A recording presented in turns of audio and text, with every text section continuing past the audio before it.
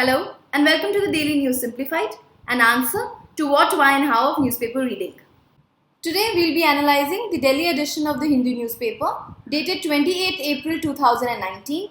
The topics to be discussed today are reflected on your screen and the timestamping for the same has been provided in the description box below. So let's begin. This news article appears on page number 14 and is talking about the mechanism to examine allegations of misconduct, including that of a sexual harassment against the members of the higher judiciary. Therefore, in our discussion today, we will be talking about the mechanism as well as the various lacunas which exist in the current mechanism as far as probing of judges of the higher judiciary is concerned, especially in the context of a sexual harassment allegation. Now, this topic will fall under GS Paper 2 under the structure and functioning of the judiciary. By now, all of you must be knowing the context of this current issue if you have been following the DNS or reading the newspaper regularly. The background is that sexual harassment allegations were made by a former Supreme Court employee against the sitting Chief Justice of India. And these allegations have brought the focus on the mechanism that exists to examine such charges of misconduct against the members of the higher judiciary, especially the Chief Justice of India as far as this case is concerned. Now, before we go on to see what is the procedure to examine an allegation of misconduct against the members of the higher judiciary, first let us look at the process of judicial accountability as it has been provided for in the Constitution of India. Now, the foremost, please remember that as far as judiciary is concerned, protecting judiciary's independence as well as the confidence which the people have in the judiciary of a country is of paramount importance. And it is due to this reason that the various laws in our country, including the Constitution, have been written in such a way so as to uphold this judicial independence and impartiality. So therefore, our Constitution also protects the judges against the whims and fancies of the general people, the parliament or even of the executive, and this is known as judicial independence. But at the same time, acknowledging the fact that no person or organization is above the law, the Constitution of India has provided for certain grounds for the removal of judges.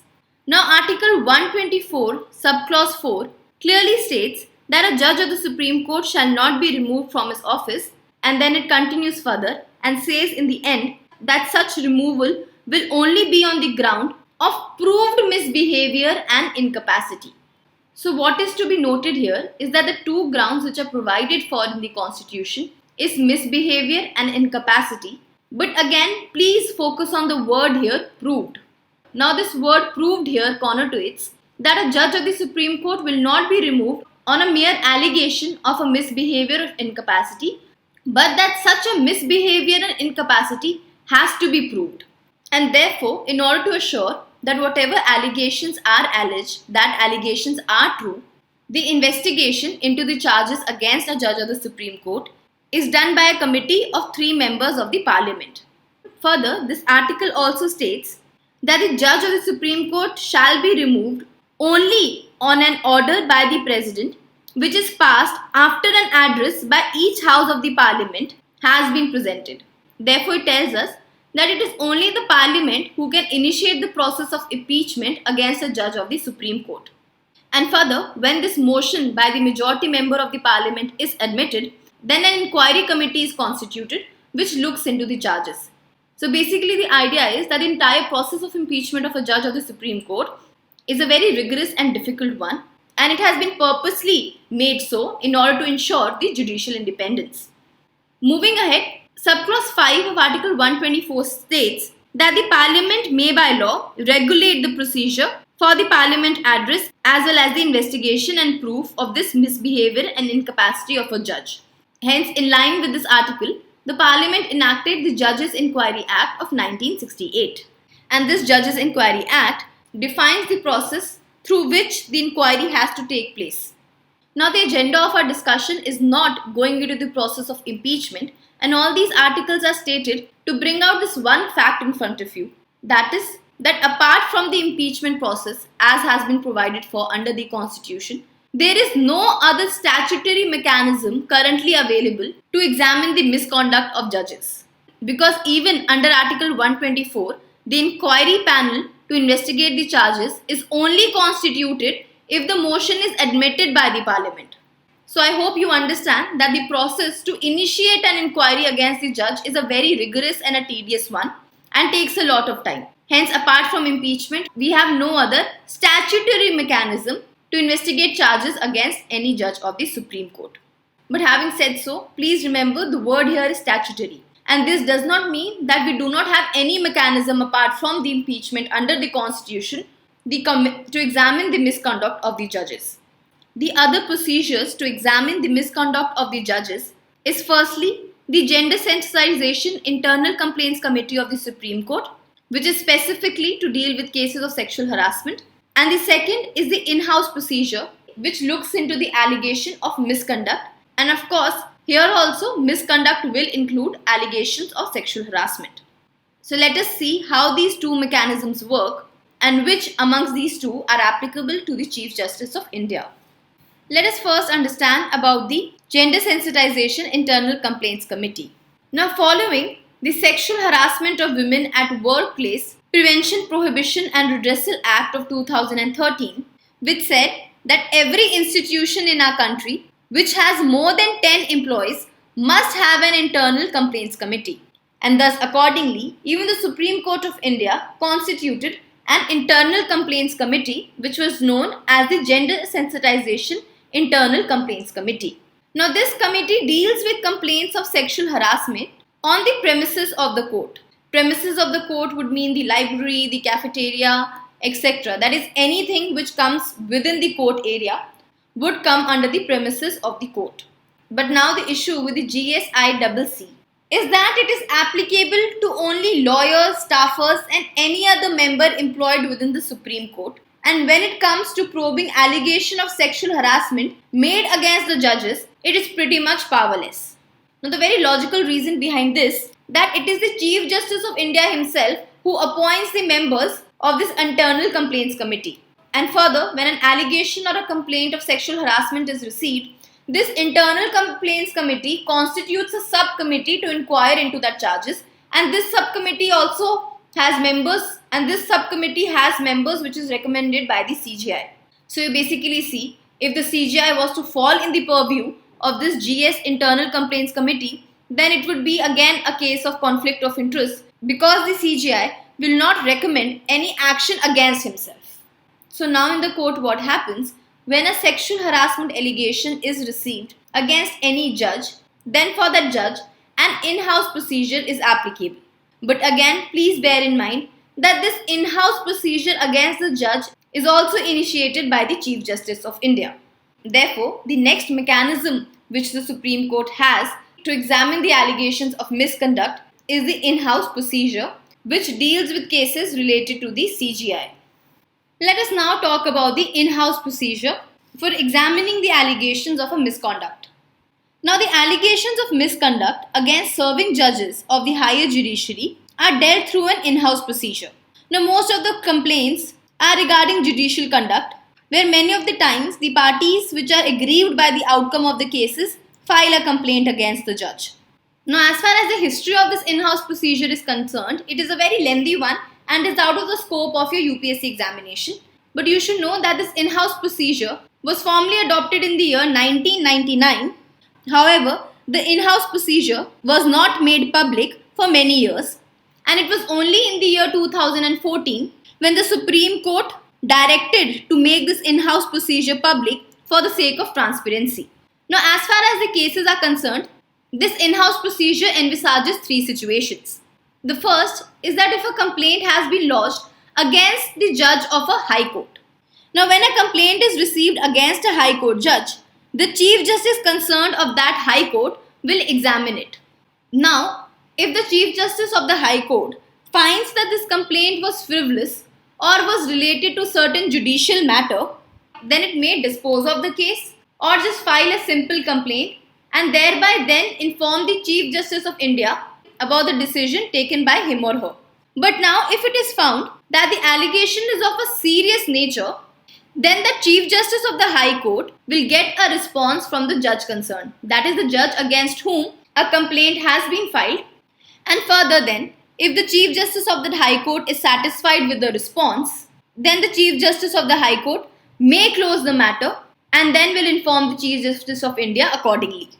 But however, if the Chief Justice of High Court is not satisfied, or if the Chief Justice of India also feels that a deeper probe is required, then the Chief Justice of the High Court will send the complaint, the response of the judge in question, as well as his or her own comments to the Chief Justice of India for further action. Now, if the Chief Justice of India again feels that a deeper probe is required, then he will constitute a 3-member committee which will have 2 Chief Justices of some other High Court, that is not of the High Court concerned, plus 1 judge of the same High Court. Coming to the second situation, if the allegation is against the Chief Justice of a High Court, then the CJI of course will follow the same procedure. That is, it will take the response of the judge concerned, the response of the complainant, and will probe into the matter. And if the CJI feels that more investigation is required, then he will again constitute a 3-member committee. But here the committee will consist of 1 Supreme Court judge and 2 other Chief Justices of some other High Court concerned. And the third situation is when an allegation is against a Supreme Court judge. Then if the allegation is against the Supreme Court judge, then the Chief Justice of India in that case will constitute a committee of 3 Supreme Court judges to investigate into the matter. Now please bear in mind that this in-house procedure has given no separate provision to deal with the complaints against the Chief Justice of India. So it is safe to assume that if a complaint is filed against the Chief Justice of India, it will be dealt in the same manner as a complaint against the Supreme Court judge, because invariably the Chief Justice of India is a Supreme Court judge. Now finally moving on to what can be the possible outcomes of such an inquiry. Now obviously if no substance is found, the complaint will be disposed of. But if substance is found in the allegations, then 2 things can be done. Now if it is found that the allegation is of such a serious nature that it warrants the removal of that judge from the office, then in that case, it will call for initiation of proceedings to remove that judge. Now usually what happens, that the judge concerned will be advised that he should either resign or take voluntary retirement. But for example, if the judge is unwilling to do so, then the President and the Prime Minister of India will be informed accordingly so that they can take such an action to begin the political process for impeachment. And the second outcome is that if that allegation is of a comparatively less serious nature, then in that case the judge concerned will be advised accordingly and the committee's report will be placed on record. Now if you will see, in all the stages of the in-house procedure, the Chief Justice of India is a very instrumental person, because every complaint, whether it is regarding the judge of the High Court, the Chief Justice of a High Court, or whether of a Supreme Court judge, eventually all these complaints do reach to the Chief Justice of India, and then the Chief Justice of India constitutes a 3-member committee depending against which judge the probe is taking place. And lastly, please bear in mind, if the allegation is of a very serious nature, then the committee does inform the PM or the President to start the process of impeachment. And if it is not of such a serious nature, then the judge is advised accordingly, but this case against him is put on record. So hopefully in this article you have understood what is the mechanism to examine allegations of misconduct, including that of a sexual harassment, as far as the members of higher judiciary are concerned. With this, let's move on to our next news. Now this news has been taken from page number 8 and is stating that the National Commission for the Protection of Child Rights have asked all the states to stop the sale of the Johnson & Johnson's baby shampoo after it found out that it has harmful chemicals in it. So in our discussion today, we'll be talking about the National Commission for the Protection of Child Rights. Now this commission will fall under GS paper 2 in the category of statutory bodies. Now the National Commission for Protection of Child Rights is a statutory body which was set up in the year 2007, and it is a statutory body because it has been set up under the Commission for Protection of Child Rights Act of 2005. Now the main objective of this commission is to protect, promote as well as defend the rights of children in India.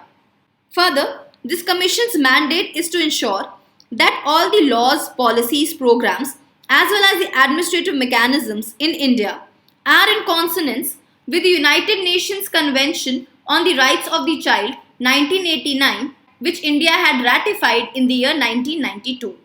Now as far as the composition of the NCPCR is concerned, it is composed of a chairperson who should be a person of eminence who has done outstanding work in promoting the child rights. And further, it is to be composed of 6 other members, 2 of whom have to be women. Now, the chairperson and the members are appointed by the central government for a term of 3 years. And the maximum age to serve in the commission is 65 years for the chairman and 60 years for the other members. Further, the central government can remove the members of the commission on the grounds of misbehavior or incapacity. Let us now look at the functions and powers of this NCPCR. Now, the entire list of functions and power has been provided in the PDF, but we'll be talking about the main ones here. The most primary function of the NCPCR is to examine and review the various laws and safeguards which have been provided for the protection of child rights in India, and then make further recommendations to the government for their better and effective implementation. Secondly, the Commission can inquire into the violation of the child rights and can also recommend the initiation of proceedings in such a case. And while inquiring into any such matter, the NCPCR will have the powers of the civil court, and further, the NCPCR has also been given the power to take suo motu notice or suo motu cognizance in respect to certain matters. The next point is a very important one, and it says that the Commission does not have the power to inquire into any matter which is pending before any state commission or any other commission that has been constituted under the law. So hence, if a matter is pending before any commission in the country, then the NCPCR cannot inquire into that matter. The third major function is that the NCPCR will present report to the central government annually or at any time when it deems fit regarding the various recommendations to improve the implementation of child rights in India, and will also present report which talks about the workings of the various safeguards and laws in the country. To give you an example, the Commission will table a report to the central government regarding the working of the POXO Act, the Right to Education Act, etc. Hence, in this article, we have understood that the NCPCR is a statutory body under the Commission for Protection of Child Rights, which was set up in the year 2007. Further, the composition of the Commission is 1 chairperson and 6 members, all of whom are appointed as well as removed by the central government of India. Finally, for the functions and the powers, remember that the Commission has the power of the civil court and can take suo motu notice of a matter, and that the Commission cannot inquire into any matter which is pending before any other commission. With this, let's move on to our next news. This news has been taken from page number 15, and in this the author is saying that India should increase the funding as well as innovation in tackling the neglected diseases. Now, this topic will fall under GS paper 2 in the category of issues related to health, and can also fall under science and technology portion for the prelims. Now, the context of the news is that India, as per the G-Finder survey, is the 4th largest funder of research and development in neglected diseases. This G-Finder survey tracks global investment in R&D for the neglected diseases. Now, let us see what are the neglected diseases. Now, as per WHO, neglected diseases are the diverse kind of communicable diseases which are usually found in the tropical and the subtropical areas. The reason these diseases are called neglected is because they have been neglected by the pharmaceutical industries, who does not find it profitable to develop and market products related for these diseases, and hence the market size for the preventive drugs of these diseases is very small. Therefore, due to their limited geographical incidence, lot of pharmaceutical industries do not put in the innovation or the funding which is required in their research and development. In fact, these diseases even lack proper diagnostics and vaccination services. Now, some of the examples of neglected diseases are leprosy, dengue, malaria, lymphatic filariasis or elephantiasis, diarrheal diseases, tuberculosis, etc. Now, as far as the neglect in research and development for drugs and medicines is concerned, the author in this article is talking about what is known as innovation deficit. As the name suggests, it talks about the deficit in innovation for various diseases. Now, as per the author, as far as innovation deficit is concerned, it exists both in the developing as well as in the developed countries. In the developing countries, of course, there is a neglect in research and development for the neglected diseases. And similarly, in the developed countries, though we do not have something known as neglect diseases, but then in developed countries there are certain diseases which are very rare in nature, and because of their rarity, they are considered as orphan diseases because the pharmaceutical industries do not find it profitable to develop and market products for such diseases. One of the reasons for this could be that very small number of patients suffer from these rare diseases. Hence, due to the neglect which these rare diseases face at the hands of the pharmaceutical companies, they are known as orphan diseases in developed countries. Moving ahead, the author in this article has given us what is the exact issue with the current model of research and development for the various diseases. Now, as per the author, the drug discovery became a very key component of the modern medicines towards the end of the 19th century. Until the mid 20th century, the innovation as well as the research and development in various diseases was mostly carried out by academicians in a more academic kind of a setting, which simply means that earlier various vaccines for a lot of diseases were actually developed in various academic institutions like universities. But by middle of the 20th century, a lot of pharmaceutical companies came up on the stage. And then eventually, towards the end of the 20th century, all these pharmaceutical companies consolidated to form pharmaceutical multinational corporations who then started to drive the innovation and R&D in diseases. But the problem with innovation being driven by the pharmaceutical companies is that the pharmaceutical companies' business model is very market driven. And moreover, majority of the governments have also adopted a policy where they do not interfere in this sector and let the market forces do their work. Now, the good thing about this industry-led model is that it works very well for all those cases where the market is adequate, because then it ensures that these companies get a good return on their investment.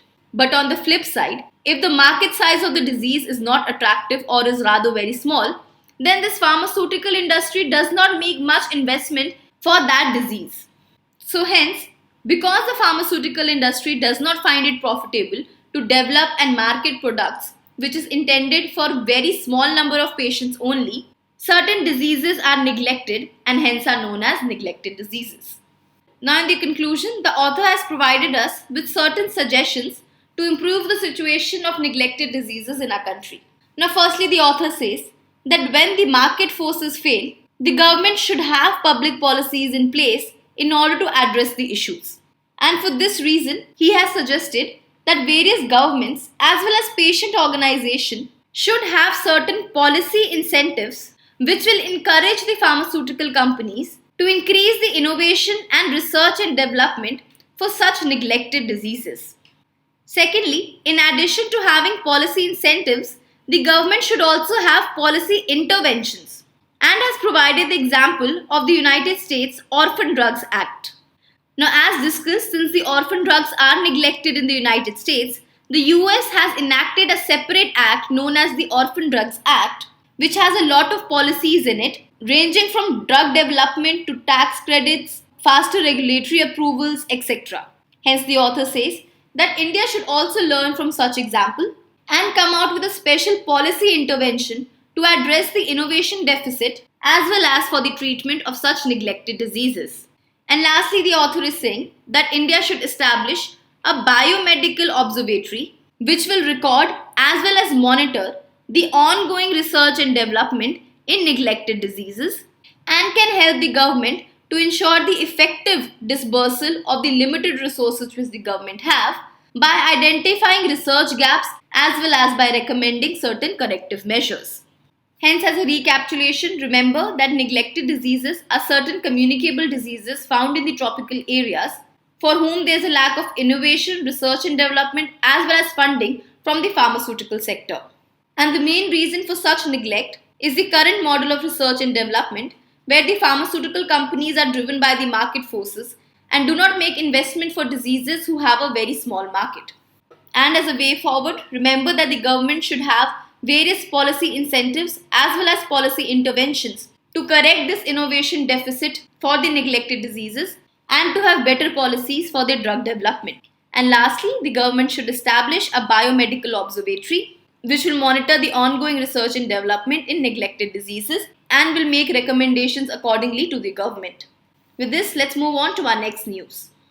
This news appears on page number 13 and says that the FSSAI will soon notify a reduction in the amount of chicory which can be added to coffee. This discussion will fall under GS Paper 3 in the category of both economy and agriculture. Now, as mentioned, the context of this article is that FSSAI has decided to reduce the maximum chicory content which can be added in the coffee to 30%. And this move by the FSSAI is expected to raise the domestic production of coffee. Now, chicory is basically a crop whose roots are dried, roasted and then grounded to be added to coffee. Therefore, the coffee which is found in the market is not rather a pure one but is mixed with chicory. Now, the reason why chicory is used with coffee is because it tastes very similar to coffee, and also when it is roasted, it has a rich brown color which is very similar to the coffee beans. Further, the chicory is cheaper than coffee, and because chicory is soluble in water, it blends very well with coffee. In addition to being added to coffee, chicory's flower and leaves are also used as herbs in medicines and foods. Now, moving ahead to the FSSAI's rule regarding the coffee chicory mix is that earlier FSSAI's regulation allowed a 49% chicory content in coffee, but now FSSAI will bring this chicory content down to 30%. Further, as per FSSAI's regulation, the percentage of coffee and the chicory content should be mentioned and marked on the label. Now, the reason why the government has decided to increase the coffee content or rather decrease the chicory content is twofold. First is that it wants to boost the domestic coffee production. Now, of late, the India's coffee sector was going through a tough time as the coffee prices were falling, there was labor shortage, etc. Therefore, to enable the coffee producers to get better returns on their coffee production, the chicory content has been reduced. The reason is simple. Pure coffee fetches more money in the market. And now, since India's coffee will become purer, it will get better returns. And this better returns will encourage the farmers to increase the domestic coffee production. The second reason is that this will also boost India's export of coffee to the world. Because even in the export market, there is a demand for pure coffee. And since the coffee which was produced in India was a mix, hence the coffee which India used to export was not able to fetch a good price. Now, since we are discussing about coffee, let us briefly look at the climatic conditions which are required for the growth of coffee. Now, coffee generally requires a hot and humid climate where the ideal temperature is between 15 degree to 28 degrees Celsius and a rainfall of about 150 to 200 centimeters. Further, coffee requires a minimum of 180 frost-free days in a year. And lastly, during the time of ripening of the berries, dry weather is very much suitable. Now, in India, coffee is majorly produced in 3 states, namely Karnataka, Kerala and Tamil Nadu. And in India, usually 2 varieties are grown, namely Arabica and Robusta. Further, you should also know that currently in India, 5 types of coffees have been given the GI tag, namely the Coorg coffee, the Chikmagalur coffee, the Araku Valley coffee, as well as Baba Budangiri coffee. Now, all these 4 are kind of Arabica coffee, and the 5th GI tag, that is the Vayanand coffee, is for the Robusta type of coffee. With this, let's move on to our next news. Now, this news appears on page number 40 and is in reference to the recent decision of the Indian government to close down the cross-border LOC trade. Now, this entire issue of the cross-border LOC trade as well as its impact on India has been discussed comprehensively in the DNS dated 23rd April 2019. You can refer to this DNS for further information. Let's move to our next news. Now, this news appears on page number 14 of the magazine section of today's Hindu newspaper, and it's talking about the black holes. Now, again, the entire topic of the black hole has been covered comprehensively by Baswa sir in the DNS dated 11th April 2019. You can refer to this DNS for more information on black holes. With this, let's move on to our practice questions.